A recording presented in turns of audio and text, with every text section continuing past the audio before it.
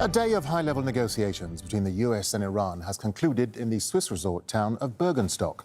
Pakistan and Qatar are mediating the talks.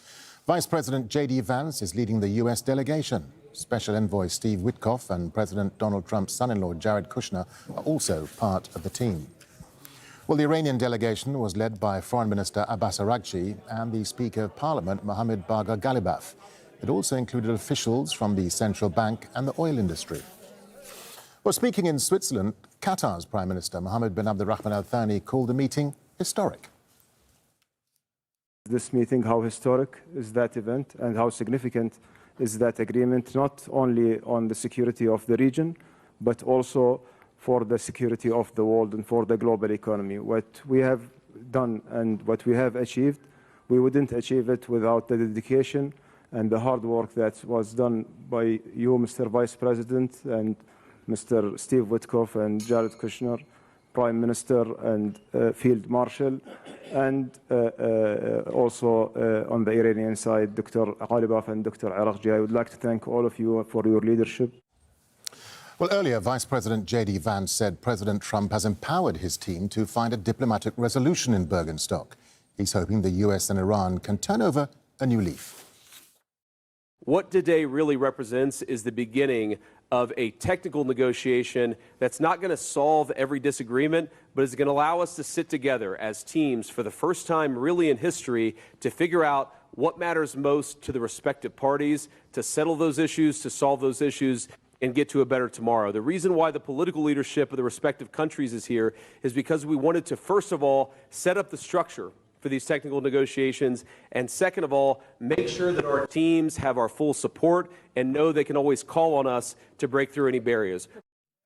Well, Iran's lead negotiator has said the US should be careful in its statements and that Iran's forces are ready to react if necessary. Mohammad Bagher Ghalibaf was responding to strong words from President Trump. He threatened to attack Iran unless Tehran stops Hezbollah from, quote, causing trouble. He also reportedly told US media, "You won't have a country," and threatened to take over the Strait of Hormuz. Al Jazeera's Osama bin Javed has more now from Bergenstock in Switzerland. As expected in high-stakes diplomacy, this was a day of high drama.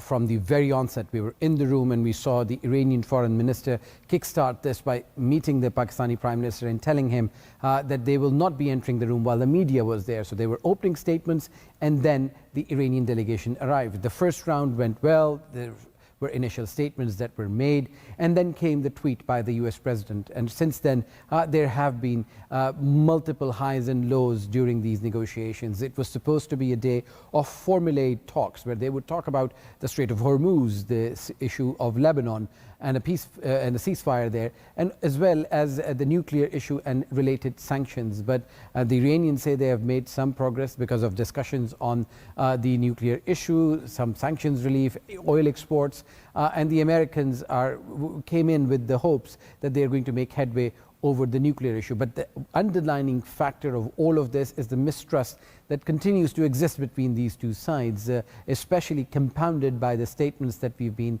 seeing by the leaderships of respective countries. So it has been a constructive day according to the mediators because these sides were brought together into one room despite all the efforts by various actors to torpedo these talks. They were able to continue, they were able to talk to each other, sit face to face and thrash out some of the differences. After that first round, there were bilateral and trilateral meetings, and they all agreed that this is a format which is going to continue.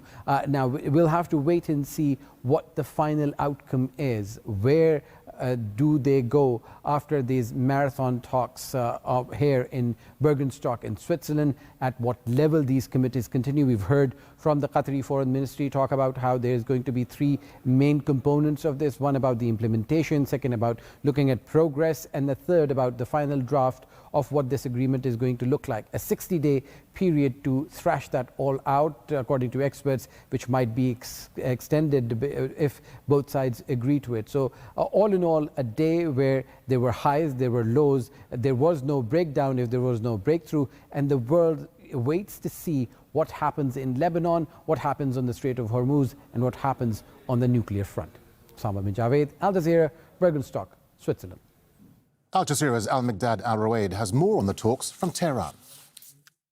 What we can say here from the Iranian capital, Tehran, is that these talks seem to have succeeded in keeping the diplomatic track open. We have seen in the past few hours that there's many media, especially from here, saying that there's the collapse in talks, but at the same time they are sending many signals that the Iranian delegation have walked away from the venue. We can have a taste from the Iranian media here speaking about the situation in southern Lebanon, speaking clearly about the situation there. For example, the Tasnim news agency and Iranian parliament, also Iran parliament speaker, sent a very harsh language regarding to latest comment from the Donald Trump. So this is the language coming out of Tehran. And from the semi-official media regarding the situation in Lebanon, they are saying clearly that the withdrawal of Israeli forces from southern Lebanon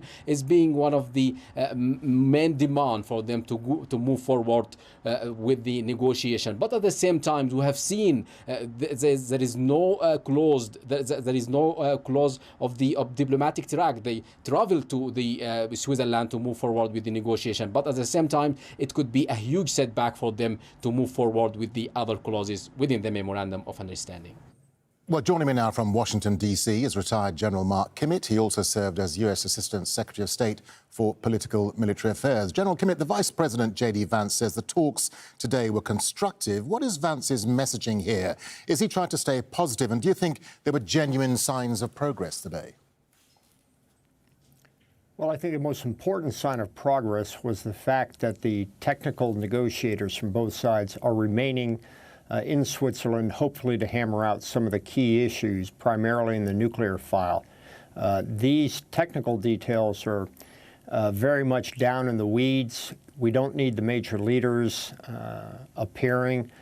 We do need the major leaders appearing at the first to demonstrate the commitment of the two countries. While it may appear performative, it really is diplomatically necessary. But now the hard work begins between the technical negotiators on some very, very substantial issues. Yeah, and President Trump's comments today about further attacking Iran, I mean, that clearly angered the Iranians. What do you think was behind Trump's comments, Mark? And what impact are those comments likely to have on the talks, do you think? Well, I think President Trump is giving the standard, I'm ready for peace or I'm ready for war. You've got to make the choice which one you want.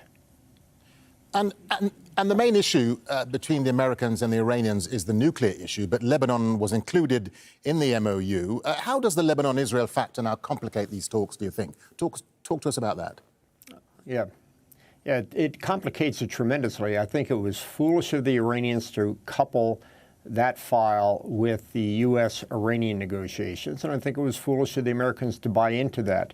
The fact remains is it is not often the case that external powers can solve an internal problem and an internal conflict between two different countries.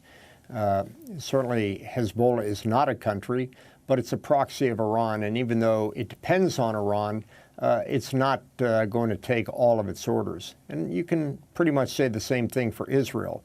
While the U.S. and Israel have overlapping interests, they're not identical. And in many ways, the Israelis, in particular Bibi Netanyahu, thinks that President Trump dictating to Israel what its national security responsibilities are, I think that's a sovereign affront. And certainly the right wing of the Israeli political class feels the same way. Yeah, and General, you've been following the diplomatic efforts surrounding the run-up to these talks for some time. What would you have liked to have seen emerge from the talks today to indicate they're likely to stay on track and move forward? Well, I think the most important thing would have been a mutual press conference done with Ghalibaf on one side and JD Vance on the other side, and perhaps the key negotiators behind them. That would have indicated to everyone in the world, particularly the two countries involved, that there is some agreement on the fundamental issues, but having the Iranians storm out was unhelpful. You saw Mohammed bin Tani look at the Americans and then sort of look over at where the Iranians should be, I think that was really an embarrassment, not simply on the part of the Iranians, but it was an embarrassment, and it was a poke in the eye of the negotiators as well. Mark, just a final thought to you. I mean, the fact is they still have this 60-day time limit to reach a final deal. But given the complications of the issues like Lebanon, the Strait of Hormuz, the nuclear file, the unfreezing of Iran's assets, is that 60-day time frame likely to be extended? And is there, I mean, there's so much ground to cover here to keep the talks on track. Yeah, look, I think it's important to take a look at the negotiations the Americans have been in. It took 7 years to reach an agreement to end the Vietnam War. It took probably half of that, but still a substantial amount of time to come up with a, quote, peace deal with the Taliban. To expect this to be complete in 60 days, especially since these are, in many ways, existential questions to both Iran and the United States, I think that's ambitious. All right, General Mark Kimmitt there from Washington, D.C. General, thank you. Yeah.